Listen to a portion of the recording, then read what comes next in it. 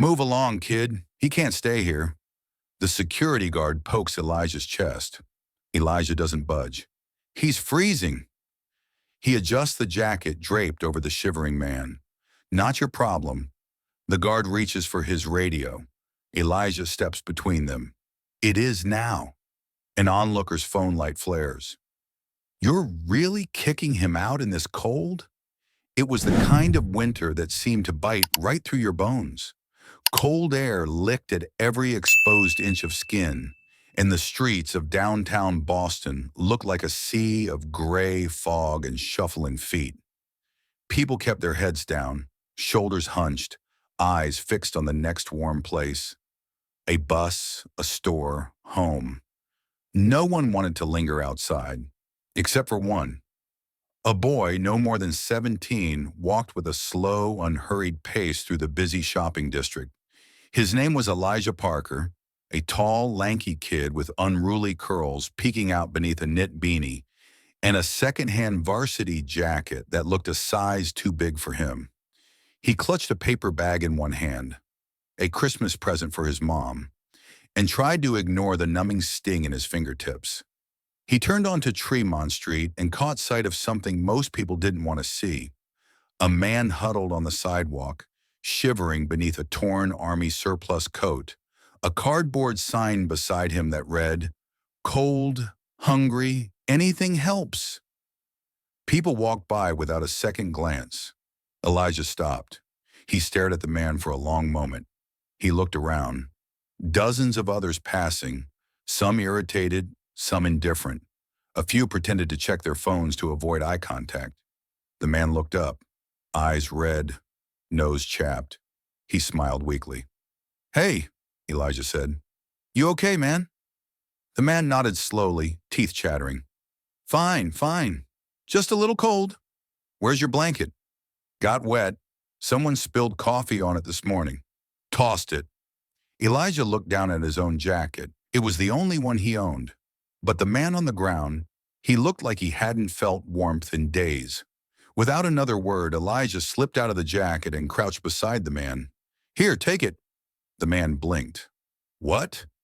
"Take it," Elijah said again. "You need it more than I do." "You're just a kid," Elijah shrugged. "Doesn't mean I can't help." The man stared at him for a long time.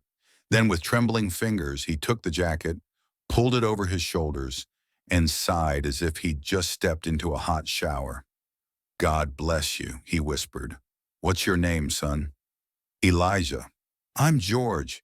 Haven't felt this warm in a week." "You got a good heart, Elijah." Before Elijah could respond, a sharp voice cut through the air. "Hey!" Two men in dark blue uniforms approached quickly. Mall security. One was stocky, the other tall with a clipboard tucked under his arm. "What's going on here?" the tall one barked. Elijah stood startled. "Nothing. I was just loitering," the stocky guard interrupted. "You're not allowed to sit on the sidewalks." "You too, sir," he added, pointing at George. "He's not loitering," Elijah said, voice rising. "He's homeless, and I just gave him my jacket." "Doesn't matter. This area is private property beyond that bench line. We've warned him before," the tall one said, radio already in hand. Elijah stepped between them. "So you're kicking out a homeless man because he's cold? This isn't your concern, kid. He's a human being." The guard stiffened. The taller one leaned forward. "Step aside or we'll call Boston PD." Elijah's fist clenched. His breath fogged the air between them. "I'm not moving." There was a beat of silence, the kind that wraps a moment in tension like a wire about to snap. People were stopping now. Phones came out. A woman nearby whispered, "Is that kid standing up to security?" Another added, "He just gave that homeless man his jacket." George pulled the jacket tighter and looked up, eyes shining. "Don't do this, son. It's not worth the trouble." But Elijah didn't move. "I'm not letting you throw him out like trash." The taller guard lifted his radio. "We've got a disturbance near Tremont entrance. Send backup." Just then, a woman in her early 40s with a Burberry coat stepped forward.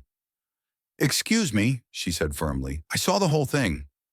That young man did something incredibly kind, and now you're harassing him for it? This is private property, the guard repeated. The woman narrowed her eyes. I'm with the Boston Globe. Would you like to repeat that for the front page? The guards paused. More people gathered. The stocky guard muttered, "Let's go," to his partner. "Not worth the circus." They turned and left. Elijah exhaled. His heart was pounding so loudly it hurt. George looked up at him and shook his head. "You didn't have to do all that." "Yes, I did." A week later, the incident went viral. Someone had filmed the whole thing and posted it online. Teen gives jacket to homeless man. Security tries to kick him out.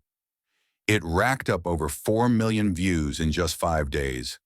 Talk shows wanted Elijah. News anchors called him a young hero. A Boston radio station launched a fundraiser for George.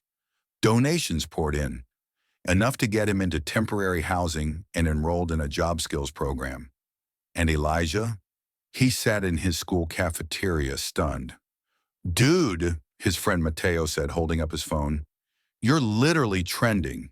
There's a Twitter thread about your warrior stance. You were like, 'Back off,' and the guards just crumbled." Elijah blushed. "I didn't think it'd blow up like this." "You gave away your only jacket, bro, in 20-degree weather. That's something else." Later that day, the principal called him into the office. Elijah thought he was in trouble. Instead, she handed him a letter. "It's from the mayor," she said, smiling. "He wants to meet you." 2 months later, George stood in front of a full room at a local community center, holding a microphone with shaky hands. "I was out there on that sidewalk thinking my life was over," he said. "Then this kid, just a kid, gave me his jacket and stood up for me like I was somebody. Because of him, I'm clean, I've got housing, and next week I start my new job." The crowd erupted in applause. Elijah, sitting in the front row with his mom, felt tears prick his eyes. Afterward, George pulled him into a hug. "You saved me, kid." Elijah smiled. "You saved yourself. I just gave you a jacket." Aftermath. That moment became the spark. A local nonprofit started a program called the Elijah Project in an initiative to collect coats and supplies for the homeless, run by teens and high school volunteers. Elijah's school got involved. So did dozens of others across the state. Within a year, over 30,000 jackets had been donated. George became a mentor in the program, helping others find their footing. He told his story again and again, always ending it with, "Kindness doesn't need to be big. Sometimes it's just a jacket. Sometimes it's just one kid who sees you." As for Elijah, he kept being himself, quiet, kind, humble. The media attention faded, but the movement never did. One winter night, nearly a year after it all started, Elijah walked past Tremont Street again. It was cold. Snow was falling softly and the sidewalk sparkled with frost. He glanced down at the spot where George used to sit. It was empty now. In his new coat, a gift from George, Elijah smiled and kept walking. If this story moved you, don't forget to like, share, and subscribe for more powerful true stories. Your support allows us to keep delivering valuable insights and stories that inform and inspire people everywhere. Thank you for watching Strangers Who Care, and see you in the next one.